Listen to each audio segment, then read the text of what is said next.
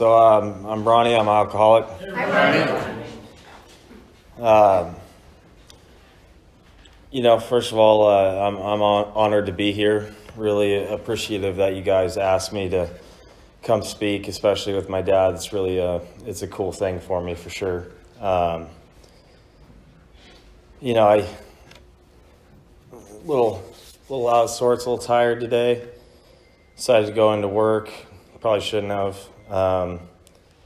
And I did zero planning for this, so we'll just see where it goes, just rolling with it, baby. So, I guess I should start, growing up, right? Obviously, lived in an alcoholic home, wasn't a active drinking alcoholic home. My dad was sober my entire life.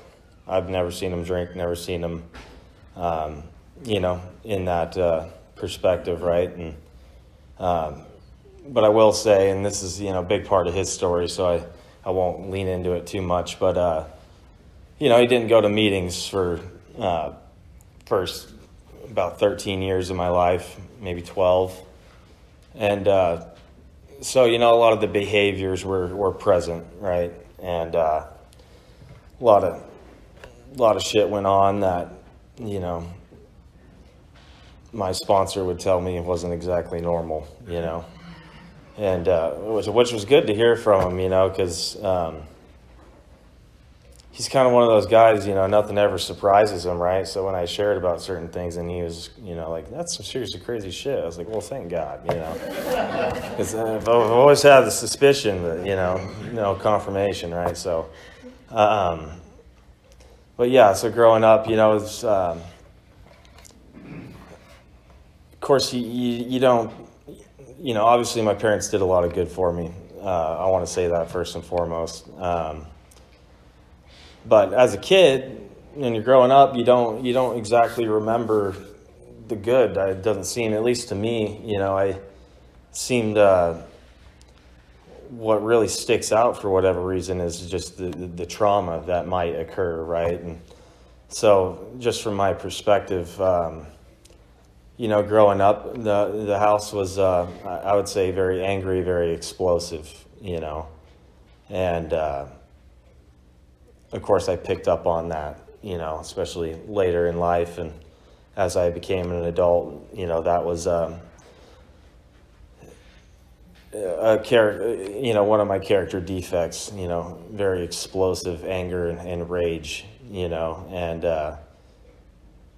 so yeah, lots of crazy stuff happened growing up. Eventually parents split up when I was about 12 or 13, and that's, obviously when my dad started going to meetings again. And it was a very unique experience, I'll say, because I got to see a different perspective of life that, I'd never really been around,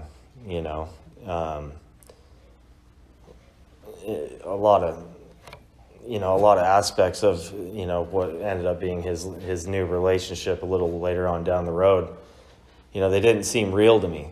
It seemed very fake, actually. I was just waiting for it, it's coming, the demons are going to come out, right? Everyone's going to see, who she is or who my dad is. And, these people don't even know. And it just never happened, it just never happened. And, it took me a really long time to kind of put the pieces together that was because of recovery, right? And, took me till, into my 20s probably before it really dawned on me that these people were just healthy, and that was something that you could be, right? Going through high school, my freshman years when I started drinking and using, I was a really good athlete, had quite a bit going for me in football. Sophomore year, I was kind of starting to make a little bit of noise on the field. going into my junior year, I was actually projected to be, all conference on both sides of the ball and special teams. And, to make a really long story short, I never played again. My addiction was pretty rampant, and, it came on quick, whether I was willing to admit it or not. It grabbed hold of my life. And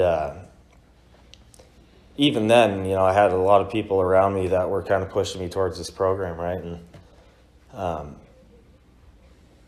I obviously wasn't quite ready, sitting here with 4.5 months at 26 years old. Obviously it didn't stick. But yeah, my first meeting, I was 17 years old. And, even though I relapsed, even though those things happened, I will say I did get the opportunity to be around a lot of pretty amazing people, that had good recovery. And so that seed was in my head, whether I fucking liked it or not, because trust me, I did not fucking like it. I wanted to go use and I wanted to go drink, and I wanted that to be okay in my head. And, it just wasn't. I was, you'll hear a lot of people say, once you become a pickle, you can't go back, and that's kind of where I was at least mentally. So, I had all these attempts at sobriety throughout the years. And, one in particular, I actually had 1.5 years at one point, and, things were going really well. My life was a lot different. At that point I was 22 or 23, I believe. I think I was 23. And, I'd been in construction since I was, late teenager. And, was pretty successful in that as far as it goes. And kind of hit a point where I decided, hey, I think I want to try something different. And, kind of had this girlfriend at the time that would pull me around church, and so I was, hanging out at this church, and got the opportunity to go to a college, a really nice college for real cheap. And so I took it, and was getting a degree. And my major was psychology, and then my minor was actually pastoral leadership. I was kind of building my way to, either being a counselor or a pastor or something along those lines. And ended up running into, some life issues, I would say, right? And really what kind of got that ball rolling was my grandmother, had died, and she asked me to do her eulogy, right? So I never really, I never really let myself feel that one, because it was important to me to be strong. I wanted to be able to sit up there and deliver something that I felt was worthy of her, right? And a bunch of fucking sobbing, and that wasn't going to do it for me, right? So I blocked those emotions for a long time. And then when my aunt, who was another person in my life that was really one of my favorite people growing up, spent a lot of time at her house. And when she passed, I kind of, I started getting into these theological debates with myself about, who's going where, and, what does he think? And it got really stupid, honestly. It is, put it plainly, I'm trying to figure out the unknown. And, it wasn't very good for my recovery, I suppose. And, I kind of just decided, I'm just going to go get drunk, And so I called up my old buddies, and, I went and got drunk. And that didn't stop for, 3 years. One positive thing that came out of that was that, that night when I went to go drink with my buddies, I actually, met the girl that would end up being the mother of my son. And we kind of hit it off right away, you know, because we both really like to drink. So, you know, it's like, shit, this kind of works out, you know. So, you know, we spent a lot of times in bars. We'd go to the bar every night and get some food and, you know, drink until satisfaction, right? And oftentimes a bit more. And, you know, that went really great for about a month. And then, you know, things turned really dark after that. You know, she had just gotten out of a tough relationship where, you know, the guy beat on her pretty good and kind of would take a toll on me at the time, right? Because I kind of always felt like I was being treated like I was him or whatever was in my head at the time. And, you know, things, like I said, they just got real dark real quick. This stuff quit being fun real quick. The problem is that I just kept drinking and, you know, it's kind of one of those things where, you know, I could see it the whole time. You know, I seen what's happening. I could see what the issues were. I mean, I was a psych major, you know, so I have these, and obviously had time in the program, so I have all these things in my head, you know, just these fucking car crashes that are about to happen. And, you know, to put it simply, I was just too sick to do anything about it. And so, you know, we continued to party, even though it wasn't fun, right? And that went on for, you know, really the good duration of 3 years. And, you know, I was back in construction. I quit going to school, you know, even though I was doing really well. And you know, still today, I'm pretty proud of that. You know, I wasn't going to go to school if I was using. That's just a given, you know. I don't have time for that kind of thing. And, you know, I was back in construction, as I said, and ended up, you know, getting into, you know, what I would call an altercation with her, you know, because we were living at my buddy's house, and, you know, we caused a big shitstorm, and he ended up kicking us out, right? And I went back, lived with my dad, and he allowed her to come as well. And, you know, that point in my life was really, I don't have a lot of regrets, but I do regret that point in my life for sure. Only because I had never lied about my sobriety before. See, that was the stipulation on me being able to be there, obviously, is that I needed to get clean. And at the time, I did want to get clean, you know, at least halfway honest about it. And, you know, really, I just wanted to get out of the fucking hole I was in, more or less. But, you know, I think I put together a month or two or something like that. And I started using and drinking again. And I'd never lied to anyone about being clean or not being clean, especially my family, you know, and that was kind of, you would think all the other signs would sort of be a real big one, right? Like all the other crazy shit that I've done.